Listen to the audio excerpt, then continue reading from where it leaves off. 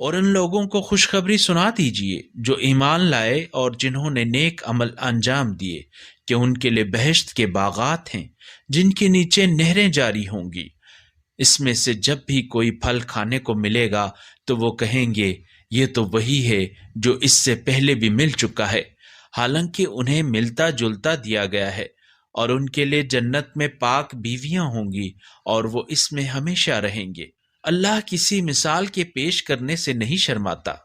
خواہ مچھر کی ہو یا اس سے بھی بڑھ کر چھوٹی چیز کی۔ پس جو لوگ ایمان لا چکے ہیں وہ جانتے ہیں کہ یہ مثال ان کے پروردگار کی جانب سے برحق ہے،